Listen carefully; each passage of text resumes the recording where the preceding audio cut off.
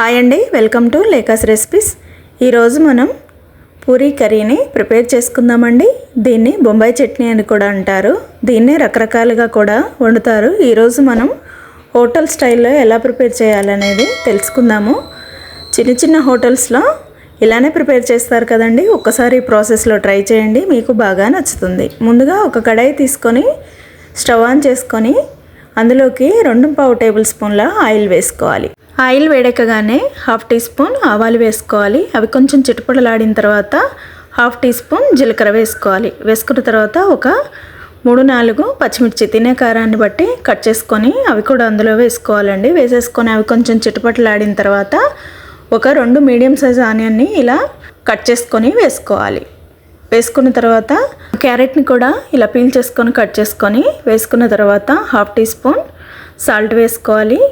1/2 tea spoon పసుపును కూడా వేసుకోవాలి. వేసేసుకున్న తర్వాత ఇవన్నీ కూడా మంచిగా కలిసేలాగా కలుపుకోవాలి.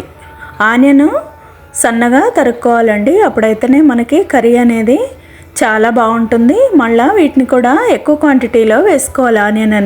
ఆనియన్ ఎక్కువ వేసుకోవడం వల్ల కర్రీ టేస్ట్ చాలా బాగుంటుంది. ఇలా కలుపుకున్న తర్వాత ఒక 2 మినిట్స్ అలా మూత పెట్టుకొని ఉడికించుకొని ఇప్పుడు మూత తీసి మళ్ళీ 2 రెమ్మల కరివేపాకును వేసుకోవాలి. వేసుకొని మళ్ళీ ఒకసారి బాగా కలుపుకోవాలి.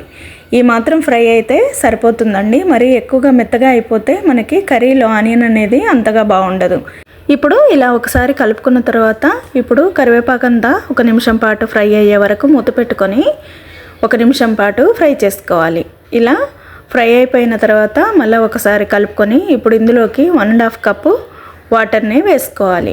వేసేసుకొని ఇప్పుడు ఫ్లేమ్ని మీడియంలోకి అడ్జస్ట్ చేసుకొని ఇప్పుడు ఒకసారి బాగా కర్రీని కలుపుకున్న తర్వాత మూత పెట్టుకొని వాటర్ అన్ని మరిగే వరకు మరిగించుకోవాలి. ఇప్పుడు వాటర్ మరిగేటప్పుడు మూత తీసి మనం ముందుగానే కలిపి పెట్టుకున్న శనగపిండి మిశ్రమాన్ని అందులో వేసుకోవాలి. 2 టీ స్పూన్ల శనగపిండిలో 1/2 కప్పు వాటర్ని వేసి మంచిగా ఉండలు లేకుండా కలుపుకొని ఆ మిక్చర్ని అందులో వేసుకోవాలి. వేసేసుకొని ఇలా కంటిన్యూస్గా కలుపుకుంటూ ఉండలు లేకుండా దగ్గరగా చేసుకోవాలి. ఇప్పుడు ఇలా నిమిషం పాటు ఉడికించుకున్న తర్వాత కర్రీ అంతా మంచిగా ఉడికిపోతుందండి. ఇప్పుడు ఇందులోకి మనం ముందుగానే ఉడికించుకున్న ఆలూని ఇలా మ్యాష్ చేసుకొని వేసుకోవాలి. మరి ఎక్కువ మెత్తగా చేయొద్దండి, కొంచెం ఆలు ముక్కలుగా ఉండేలాగా చేసుకొని వేసుకోవాలి. ఇప్పుడు ఈ ఆలు అంతా కూడా మంచిగా కర్రీలో కలిసేలాగా కలుపుకోవాలి. ఈ కర్రీలో ఆలు వేసుకోవడం వల్ల టేస్ట్ అనేది చాలా బాగుంటుంది. ఇలా ఒకసారి కలుపుకొని ఒక 2-3 మినిట్స్ పాటు మంచిగా ఉడికించుకుంటే మనకి పూరీ కర్రీ అనేది రెడీ అయిపోతుంది. ఇప్పుడు కర్రీని ఒకసారి ఉప్పు అలాగా చెక్ చేసుకొని ఇంకొక 1/2 టీ స్పూన్ సాల్ట్ అనేది వేసుకోవాలి. మనం పూరీలో ఆల్రెడీ ఉప్పు వేసుకొని చేసుకుంటాం కదా, చూసి సాల్ట్ అనేది వేసుకోవాలి. వేసుకున్న తర్వాత ఇప్పుడు కర్రీ అంతా మళ్ళీ ఒకసారి కలుపుకోవాలి. అంతేనండి, చాలా సింపుల్గా ఈజీగా పూరీ కర్రీ అనేది హోటల్ స్టైల్లో రెడీ అయిపోతుంది. ఒక్కసారి ఈ ప్రాసెస్లో ప్రిపేర్ చేయండి. పూరీ కర్రీ మీకు చాలా బాగా నచ్చుతుంది.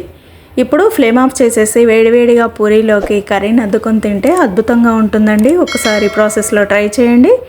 నచ్చితే ఫ్రెండ్స్కి, ఫ్యామిలీ మెంబర్స్కి షేర్ చేసి లేకాస్ రెసిపీ ఛానల్ని తప్పకుండా సబ్స్క్రైబ్ చేసుకోండి. Thank you.